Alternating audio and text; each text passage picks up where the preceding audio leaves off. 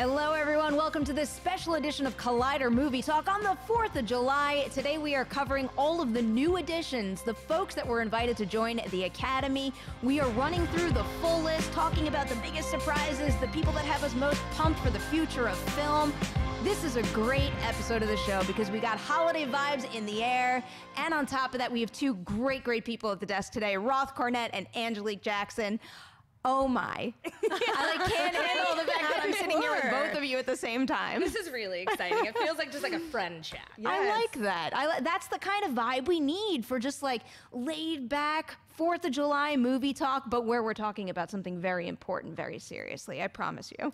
All right. So as I said up top here, 842 people were just invited to join the Academy. They come from 59 countries. There are so many exciting names on this list. We obviously can't run through every single one of them, so we're going to kick off the show by each naming one person that we're going to dub our favorite right now. Roth, you want to take it first? Oh, my favorite of the 800 is, there were a lot that I really loved, is the truth, but we need to talk about one. So Jennifer Kent, and the reason why I selected her is not only is she a great filmmaker, you guys, I'm sure, are fans of the Babadook. Absolutely. It's interesting for me because I think she signifies what I like a lot in this group, which is that there's a real wealth in terms of a diversity of backgrounds and the type of films people are making. She's more of an independent filmmaker. She's a genre filmmaker in terms of horror or thriller. She's also not from the United States. That's neither good nor bad. Happy 4th to everyone. It just means that different voices will get in there. And what I hope that means, and we'll talk about this a little more in a bit, is that we'll see a wider swath of the kind of films that the Academy recognizes as great. Right now, it's primarily the best film means best drama every year. And what happened to Paddington 2? I asked. Seriously. Massively snubbed. What did happen to Paddington 2? Another reason why I'm really high on Jennifer Kent right now is, yes, I love The Babadook. That year, it was one of my favorite movies that came out. But have you guys seen The Nightingale? Not yet. High on the list. Well, yeah. One, she is a phenomenal director. That is not an easy film to make. And she just knocks it out of the park and gets A+ performances from every single person attached. But the other really cool thing about that project is she basically kept in mind what everybody thought she was going to do, which is make, a Babadook-ish follow-up to that, and went in a completely different direction. That story spoke to her. She knew it was bold, daring. It is not the most pleasant watch. It is a very well-made film, though, and she took a risk because she had something she believed in. She didn't cave to any kind of pressure. She just followed her instincts, and that's something that the Academy needs to recognize, too. 100%. Absolutely. All right, Angelique, who do you got? I'm actually also sticking with the theme of not picking an American. Apologies. Letitia Wright, which actually also kind of feels fitting since she's a Brit and it's the 4th of July. But, neither here nor there. But I actually picked her because I love seeing young actors at the beginning of their careers being recognized by the Academy. This is someone who, she's making a comic book film. She broke out, of course, in Black Panther, but she's actually being recognized for her larger body of work. The simple fact that, in her first massive breakout year, she was actually the top earner at the box office, coming in over $1.5 billion. And I just think that it's really nice to see these young actors coming in because I think it's a nice show of the fact that the Academy is wanting to skew to this demographic that is a little more varied in their tastes. They want to watch and see and be a part of a bunch of different things. Like she's about to head to television to work with John Boyega and Steve McQueen. And that's, more of a period piece. So she's doing a little bit of everything. And I just love the idea that the Academy sees that and recognizes that. And, got to get some of those young folks in there, the young blood. Yeah, it doesn't necessarily speak to someone's, acting ability in her case. But the other thing I like about Letitia Wright and a lot of individuals out there right now, and this is the beauty of social media. I know a lot of times we're like, we got to shut off Twitter. We got to block this and that word. There are certain individuals that are out there that are, one, celebrating all the films that they're working on, but two, just sending good vibes. Yeah. And she is one of those ones on Instagram where every single time I see a post from her, it is something that winds up brightening my day. And I just like having her name more in the conversation for that reason. season. No, totally. I solidly was just like watching some of her acceptance speeches from this past year, and they were just the most like inspiring things this morning. I was like, yes, I can go out and just like change the world. And I'm like, that's the kind of, like you said, that's what I want out in the universe. But that's like the benchmark of that generation too, right? The idea of like which because she would be Gen Z or D, is it G? Is it G? She's 25. In any event, she's I think this idea of opening up and changing the world and full of possibilities is what the Academy needs. You know, they've long been criticized for being a bunch of old fuddy-duddies who are out of touch, and largely that's warranted. And then people have been desperately trying to figure out what to do to get to the Utes, you know? and it's sort of like, I don't think there's an easy answer. There've been a lot of really bad answers proposed over the last couple of years, but hopefully this new class of members has some ideas. Yeah, some fresh takes. I think that's probably going to be the case in years to come, and hopefully they continue selecting people like Letitia Wright. We're going to get to that later too, but I also think this is something where you got to keep the ball rolling and rolling. It's important to make one step every year, but keep at it. So sticking with the theme of, I guess, non-Americans at the table right now, I went with Melanie Laurent, who's French, and part of the reason why I went with her speaks to something that really excites me in the industry overall right now, which I am thankful I find myself talking about over and over, is she was actually accepted through the directing branch. She is directed, I know one's Galveston and the other I believe is called Breathe, I think, if I'm right there. Right. But what I love is when an actor winds up getting, you know, a big role, something that makes them a household name or close to it, or basically just gives them a little weight to swing around that somebody else might not have. And when somebody else carves out opportunities that they might not have had before for themselves or for others, whether it is Melanie Laurent getting herself some directing gigs now, or other names that are coming to mind right now are Octavia Spencer creating a role, helping create Ma for herself, doing something that she couldn't get before because it didn't exist. And then also you think about Olivia Wilde, who I was just gonna say she that. jumped. Look what she did with Booksmart. The fact that we have people out there right now that have that A-list status and are using it to benefit the industry and give us more content than we ever have had before, that is something special. Oh, yeah, 100%. And it's interesting because I'm going to say some names that I want to give us a trigger warning. But Kristen Stewart and Rob Pattinson took the cachet that they had after Twilight. Again, let's just be okay.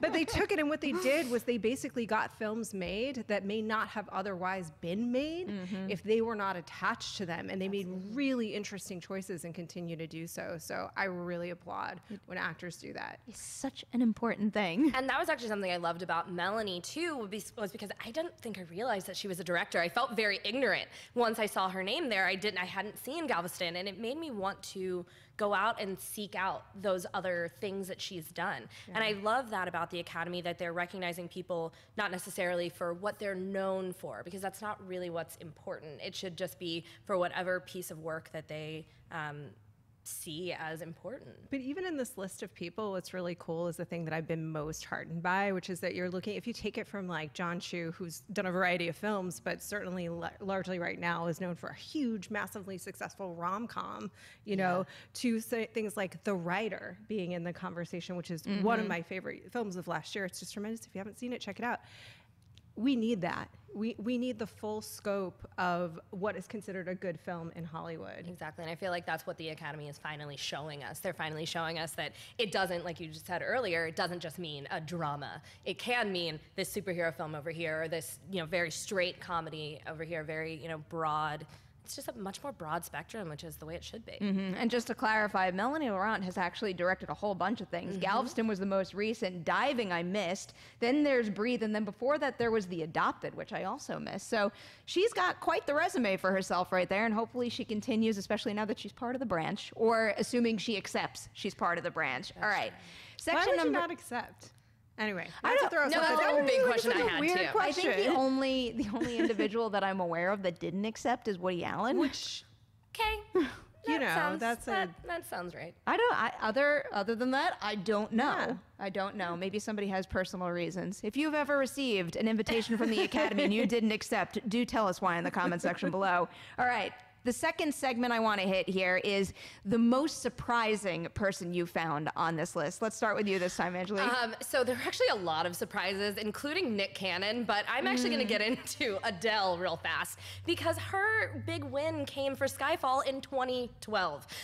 It's been 7 years, and Lady Gaga gets her invitation like a year after A Star is Born. So I think a lot of people were like, so why did it take so long for this to kind of come through? Was it they just weren't inviting just songstresses back then? I have no idea, but I'm very happy to see Adele kind of get in there and hope that maybe we'll get some more of this new music that's hopefully to come in movies. And also because I really thought I swore I saw her in Rocket Man as well. I really was convinced that she was in the cameo in the diner, and I've yet to see any proof of this. So I don't know, maybe she'll get into acting now that she's, even closer into the movie world. Yeah, I mean, it does seem like there's a very diverse range of backgrounds too, and where people are coming at the industry from. And that kind of leads me to my surprise choice. And this isn't necessarily a surprise, except for the fact that whenever I do go through the list of new individuals that were invited to the Academy, I always get to this section where I recognize names and I get so surprised that they're there. Yeah.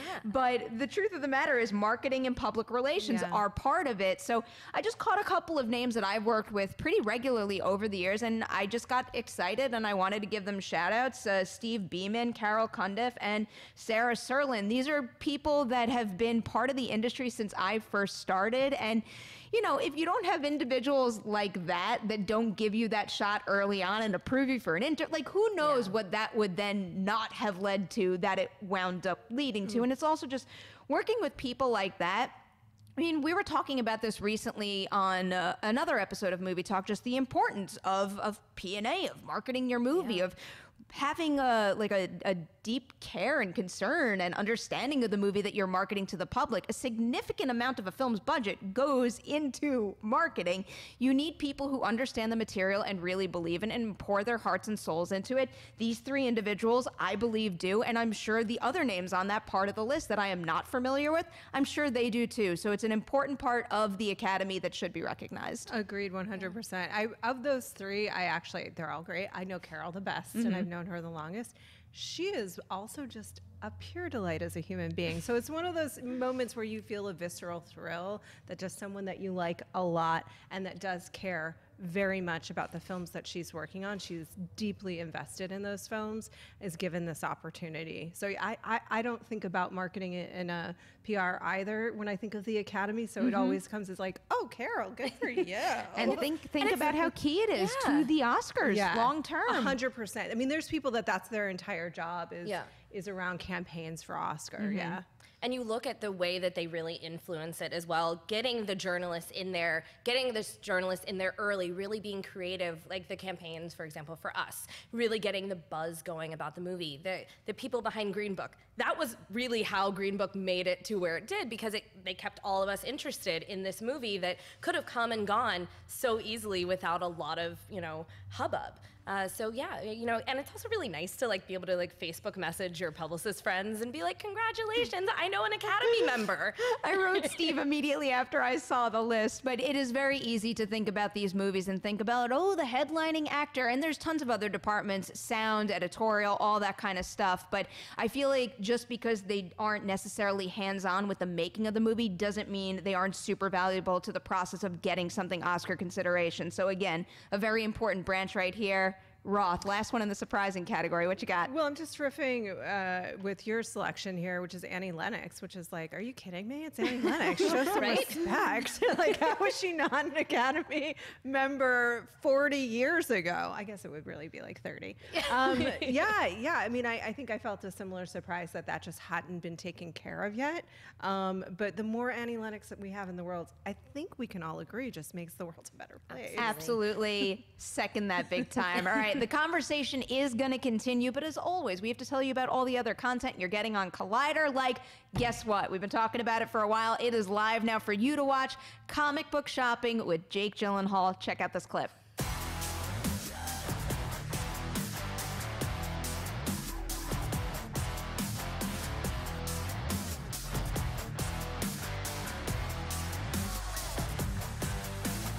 We're here here for Comic Book Shopping, our first ever international episode, and I'm here with Mysterio himself, Jake Gyllenhaal. What's going on? It's just the beginning of the absurd things I've done in my career. We can fly out of this scene.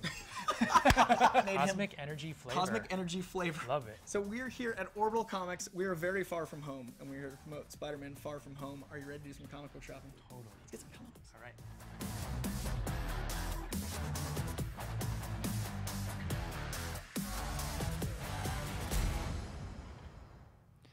So just to let you guys know, there is no movie talk tomorrow, but something super cool is taking its place. A very special episode of For Your Consideration. It's our mid-year show. So we are halfway through the year. What movies from the first half of 2019 could make their way all the way to the Oscar discussion? You can find out if you tune in tomorrow at 3 p.m. PT. Don't forget that. Now we're going to continue the conversation right now because we're talking about right now all these great individuals that could change the game in the future, but what about when we look at this group as a whole? Because there are so many stats, which you're seeing on the lower thirds right now, but again, the Academy added a total of 842 new members from 59 countries. Then on top of that, 50% of the new members are women and 29% are people of color. So what does this all add up to in the end? Well, I mean, that was really the Academy's goal. The Academy's goal was to create more gender parity and to increase the number of people of color in the organization. And they are very quickly moving towards that goal. And we saw that last year, and they kind of doubled down on it even more this year by having this first class that was equally male and female. And I think that for me, when I was looking specifically at the list of the writers, when you have people, these like bigger names like Kay Cannon, Liz Hanna, even Gillian Flynn, you know, you see these people that you know for being writers. I love the fact that the writers branch, the directors branch, it was like 10 of the 17 branches or something like that, had more women than men be invited to join the Academy. I think that's mostly important because seeing more high-profile women, seeing more women in general in these positions really of power just lends itself to the idea that their films and films about, you know, the subject matter that they're interested in, preferably, you know, stories about women, will be getting real serious consideration at the Oscars. When you have something like Booksmart, it's not going to get totally just, you know, annihilated because there's a bunch of people that are like, I don't get it. Mm-hmm. There are people in the organization that clearly get it. And it's important that they embrace that right now, because part of the reason why there wasn't that kind of influence in the Academy beforehand is because when you get one of these invitations, your entire resume is looked at, your entire body of work, and you're assumed to have hit a certain status. And when you don't have those kind of opportunities ever available to you, how do you ever expect to hit that level so you get the invitation? So it is so important that they are extending them to these people who have, I mean, really, a lot of the people on this list have earned that long ago. Oh, yeah. Kay Cannon, I worship, first of all. She's a comedy writer. If you guys are not familiar, she is hilarious. And Gillian Flynn as well, in a very different way. She wrote Gone Girl. I'm sure you guys are familiar with that. And just a little bit. Yeah. So I think what's interesting too is just what we're getting at is that the intention is clearly to update the perspective of the Academy to reflect the viewing audience more and reflect the community of creators more. And then also the secondary, I think, goal is to open more doors, right? So the more we see something, the more we accept that that is normal. Does that make sense? So like the more that we see people represented, the more we accept that it's normal, that is part of life, and you can be a writer and you can be a director. Like when you're a young child, you view your range of possibilities for a career by what you know to be real in the world. When I was a little kid, I said I wish I could watch movies and TV for a living, but I didn't think that was real. Look at me now. You know, I feel like we were probably all the same boat. 100%. I mean, like who thought you could watch movies and TV for a living? I think I was saying that very regularly until very recently. And I'm like, oh, it is a real job now. Oh, I'm still telling my parents it's a real job. Yeah, it's a real job. I mean, it's definitely not a real job, but still, we're very, very blessed to get to do that. So but I also can't emphasize enough that the wider scope of genre is so important, because I think one of my big frustrations with the way that we perceive prestige is that it's very genre specific, which doesn't make a ton of sense to me. Something can be a great film if it's a family film, if it's a sci-fi film, if it's a comic book film, if it's an independent drama, it's a broad comedy, and they are just fully dismissed, not at all acknowledging the craftsmanship that it takes, particularly around things like the things that we consider comic book or comedies are just dismissed. And it takes a lot of craftsmanship to make a great comedy. It's not easy to do. Think about how we cover certain stories too when they come out. It's like the second you hear a certain director's name paired with a certain actor's name and a topic, you're like, oh, that's an Oscar package right there. And, you know, we're still going to do that. And that kind of gets at the one point that I wanted to bring up. One thing that I was reading online, it said, if all the invitations are accepted, female membership will rise to 32% from 31%, according to the Academy, and the percentage of minority members would remain 16%. So even though this is a big step in a good direction, it's very important to know that, like, just because you tick this box this year doesn't mean, oh, like, we're done and we can move on and all be happy and equal. Like, no, this is an issue that we need to slowly chip away at, and really, in the end, it's going to benefit everybody, because the more people who get opportunities, the more people who say they're a part of the Academy could maybe lead them to more opportunities. And before we know it, we are going to get so many different stories from so many different perspectives, so many different genres based on a certain individual's interests. So it is in benefit of all of us movie lovers to have the widest, most diverse Academy, voting Academy possible. So this is all going to add up to a lot. We just got to keep it going. Yeah, just keep that ball rolling. Like a snowball. Yes. Keep it going. Yeah. I mean, I think there's been so many times too when you're making, I think, a point that's very important, which is that when a door opens for you and you walk through it, you're able to bring someone else with you. I love that. And I love that visual too. Yeah, that's the greatest gift. That's really the greatest gift. If, like, and even whatever small way you can do it, if you're able to open it up for somebody else, that's pretty incredible. I don't think. I was going to say, like, we were kind of talking offline about Nisha Ganatra, the director of Late Night.